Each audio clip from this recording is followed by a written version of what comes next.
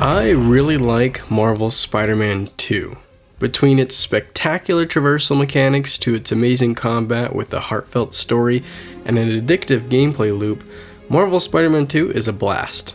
This is a super easy title to make a recommendation on. If you didn't like 2018's Marvel Spider-Man or the Miles Morales spin-off, then this is an easy no. If you loved those games, then this is an easy why haven't you bought the game yet? If you liked but didn't love them, then you probably could get away waiting for a sale, especially as they iron out some of the bugs. The only other thing worth mentioning is if you skipped out on Miles Morales or the City That Never Sleeps DLC, it might be a good idea to catch up on that first, but not a requirement. So there's the video, thanks for watching, and until next time, see ya. You're still here? Well, I guess we can get into what makes this game a worthy sequel. Marvel Spider-Man 2 takes the evolution over revolution approach here. I think you can break down much of the game into addition and refinement. As you watch this review, keep those two words in mind. With a title like this being so story heavy and plenty of players having already platinumed the game way before me, this will be a spoiler review, so turn back now if you haven't had a chance to finish it yet. Without further ado, Marvel's Spider-Man 2.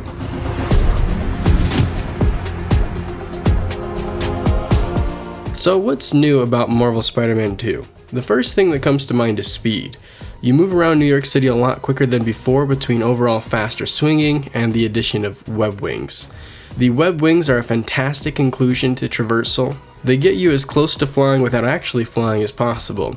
You don't just glide down at a 45-degree angle, but are able to maneuver and angle around in a three-dimensional space to make the most out of each descent. The web wings are at their best when complemented by swinging. There's a certain feeling of zen when hauling across the map, swinging along skyscrapers to gliding above burrows. There's also an extra layer of excitement when you turn off all the assist settings that are set to default. With swing assist off, you're working with more accurate physics and object interactions, so basically it's harder and more realistic, which can be quite thrilling as well as more rewarding. You begin to pay more attention to where your webs attach and your release points. As you unlock new abilities and max out your top speed, it can become almost overwhelming how fast you can travel across the map. Speaking of the map, Spider-Man's New York now includes Brooklyn and Queens to almost double the map size. There are now residential neighborhoods to add a welcome change of pace, both visually as well as traversing. Astoria, downtown Brooklyn, Williamsburg all feel like New York with distinct differences. Structurally, Marvel Spider-Man 2 is very similar to the prior titles in that you have a variety of different activities that reward you with currency to upgrade your abilities and unlock suits. I found this basic loop kept me playing much longer than I was often supposed to. This title has a ton of new and returning suits. I could go on for minutes about the awesome mix of old, new, and familiar with a twist. The extra palettes to swap between also make a huge difference in finding the perfect outfit. There were a ton of default suits that I wasn't particularly interested in, while being in awe after trying one of the other variations. Besides just the motivation to unlock new crime fighting gear, I found many of the side activities to be more rewarding this time around, with often some sort of conclusion to seek out, as well as better use of variety.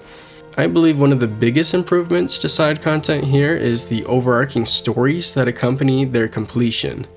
Catching Kraven's Talon drones reveal a mystery around several missing people. Marco's memories tell his story to the players, while The Flame starts off as a simple rescue mission, evolving into something with more carnage. Similar to the previous titles, there still isn't a lot of dedicated side missions, but what is here is definitely an upgrade in quality. Most of these aren't particularly action-focused, choosing to prioritize more on the friendly neighbor aspect of being Spider-Man, which was a nice change of pace from the main story beats. The missions Howard and Photo Help were my personal favorites, but I'd recommend playing through all of them. While many of the side missions and activities are a step up and generally enjoyable, random crimes left me wanting more. Random crimes don't feel so random when I've already encountered that exact setup on multiple occasions. I would have loved to feel like crimes were happening much more organically, but with that said, it is awesome to run into the other Spider-Man or Wraith to pull off a team takedown. Marvel's Spider-Man 2 doesn't stray away from the formula of the first game, but definitely aims to surpass it in almost every way. A perfect example is the return of the Mary Jane stealth missions. Each of these missions changed up gameplay enough to keep them interesting while also just being less of them. Her final mission even bordered on a survival horror third-person shooter. In the context of the story, she is definitely very overpowered, but if you're able to get past that suspension of disbelief, she is more enjoyable this time around. There are less MJ missions in total, but altogether there are more non-Spider-Man moments, whether it's MJ, Peter, Miles, or even Haley. For how many of these types of missions there are, I feel movement and interactions could have been smoothed out to feel less awkward. Another area that could have used more improvement is stealth. This isn't a dedicated stealth game, but it's hard not to feel this area drew the short straw. Outside of the ability to make a web line, which is pretty cool, stealth doesn't offer the level of challenge many players may be looking for with its dumb AI and lack of tools.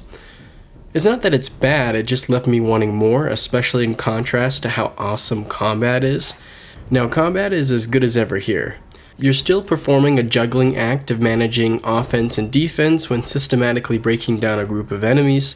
This time around, combat feels less graceful and more confrontational. Both Spider-Men can still evade and outmaneuver their foes, but there are now times where you have to face an enemy head-on. The developer has added a parry system that mechanically demonstrates this new emphasis on head-on aggression that ties in perfectly with the narrative. I really enjoyed this new wrinkle to combat that had me really engaged with my approach to encounters. I did struggle throughout the majority of my playtime to internalize the proper reactions. I think the reuse of colors when indicating whether an attack was unavoidable or unparryable really messed with me. This was probably made worse by the fact that I was playing on the spectacular difficulty setting. I did dial the damage I was receiving down to easy, which helped give me my preferred sweet spot in combat. I like the challenge of the higher difficulty without the frustration of as many deaths, so I would definitely recommend playing with these settings.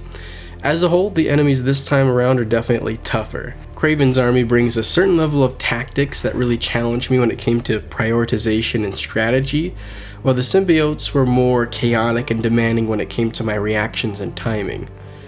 Gadgets have now been streamlined to a handful versus a buffet. These gadgets aren't as overpowered as the previous entries, but serve more as setups or disruptors. I think this is a great change that keeps combat feeling balanced, especially with the addition, or I guess the re-implementation of special abilities. A lot of these special moves have some epic animations that can cause some serious damage without feeling too overpowered. I really enjoyed the balance they found here. These special moves remind me a lot of the recent God of War games. Also similar to those games, there is an ultimate move unique to both Peter and Miles. Miles' ultimate special move is pretty epic, while I was concerned about Peter's symbiote rage mode feeling like too much God of War in my Spider-Man game. I was pleasantly surprised by how good it feels in the context of being a rage-filled Spider-Man, while the later transformation into Anti-Venom was a nice anime-level touch. I would say combat as a whole feels better than the first two games, with new layers of epicness while being streamlined in more meaningful ways. Another addition that levels up the epicness of combat is boss battles. The boss fights here take a very traditional approach, where each boss will test all of your skills in multiple phases. The structure of these fights feel very by the numbers, but the building blocks of combat feel so good, there wasn't one I didn't enjoy. I'm not entirely sure the addition of boss fights were needed, but when I look at Winged Venom, I can't say I'm unhappy that they're here. You even get to play as Venom himself in one of these. I was definitely one of those people who thought that the outcries to play as Venom were silly and unrealistic, but it's clear Insomniac is in tune with their fans. And the craziest part to me is that these sections actually feel pretty good. There's a level of destruction and mayhem with Venom that's just not found with the Spider-Men. I could easily see with a little extra depth added, Venom carrying his own DLC or spin-off. And man, he looks good. Of course, your mileage may vary here, but between the look and sound, this is probably my favorite version of the character brought to a screen. The little details like saliva dripping off his teeth and the monstrous eyes really add up. I guess not unique to, but especially apparent with Venom, all the main characters look visually top-notch. Unsurprisingly, Marvel Spider-Man 2 is easily one of the best looking games to come out this year. Comparing this title to prior Insomniac Spider-Man releases, as well as Ratchet & Clank Rift Apart, it may feel like more of the same, but contrasting this game with the original release of 2018 Spider-Man, and the difference is night and day within that 5-year gap. Reflections are bouncing off almost everywhere you look, shadows look like a massive step up, while textures and crowd density have really been improved. On PS4, the visual realism of swinging around was impressive in its own way, but when you would walk along the streets it could often feel artificial. Beyond just crowd density, a lot of subtle changes have been made to make this feel like a more authentic New York, rude bikers and everything. Marvel Spider-Man 2's story feels like it was ripped straight out of a comic book in all the best kind of ways, and potentially in some of the less attractive ones. Although there were several smaller surprises like Scream, Silk, the anti-Venom suit, and Scorpion's death, none of the major events caught me by surprise, which is fine. With decades of media, it's almost impossible to tell a completely unpredictable Spider-Man story without abandoning the source material. So really the question is whether or not the story is satisfying, and I would say it most definitely is. Even though I knew Harry would be Venom, Peter would lose himself to the symbiote, Miles would forgive Lee and take down Peter, I was still glued to the screen to see how it would all happen.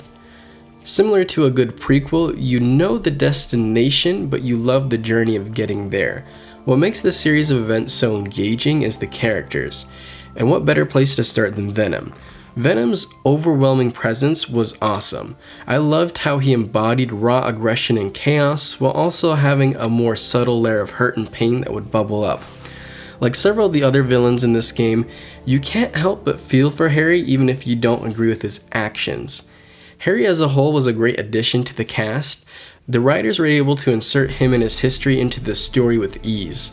Even though he's been an established character in this universe, you really got to know him here, with his largely agreeable and empathetic nature, contrasting with his eventual rage and resentment.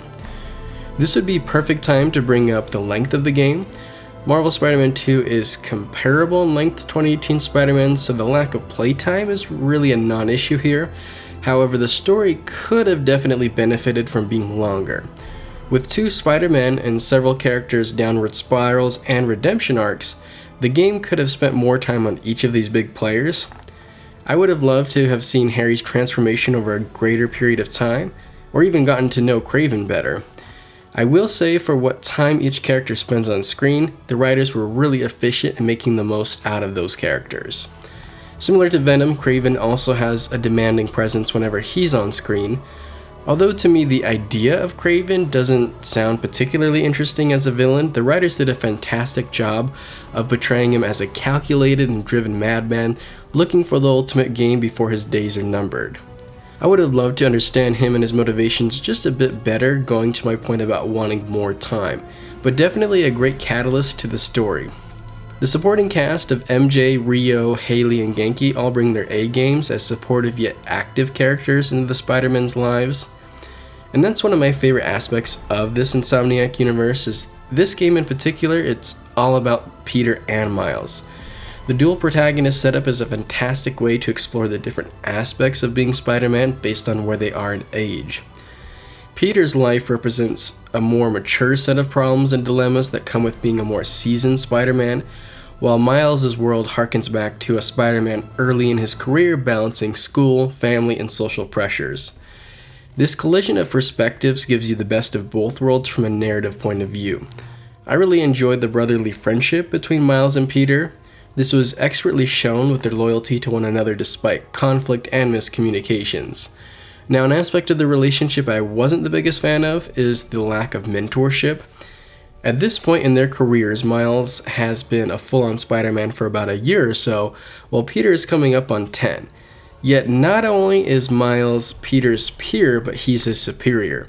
By the end of the game, it becomes clear Miles is just the better Spider-Man, with his overpowered abilities and surprising wisdom. Elements of this dynamic I'm not opposed to, but I can't help but feel that it leaves Peter's wealth of experience as somewhat meaningless. Instead of Miles taking the role of a knight in shining armor, I would have liked to have seen them have more of a give-and-take relationship. Peter's descent into darkness was handled great in my opinion, with him going as dark as you can go without crossing the unbreakable line. In a lot of ways, the mean things he said were more hurtful than any act of violence. On a very real level, Peter's struggle with the symbiote mirrors a battle of addiction. "It makes me a better Spider-Man" was one of several lines that sent chills down my spine. It was amazing to see the people around Peter help him save himself. I was pleasantly surprised by the story's emphasis on a few other themes like redemption, rehabilitation, and forgiveness. It was powerful to see Martin Lee reconnect with his humanity and Miles learn to forgive or at least let go. It warmed my heart to see characters like Tombstone, Sandman, and Dr. Connors motivated by less nefarious things while also serving the narrative purpose of showing how menacing Kraven can be. Marvel Spider-Man 2 does a great job of going to dark places without ever losing heart. Structurally, Marvel Spider-Man 2 is almost identical to the first game, but everything it does on a gameplay level is an improvement compared to the original. There's an addictive gameplay loop between the main story, side content, constant rewards, combat, and traversal. I enjoyed every minute of it.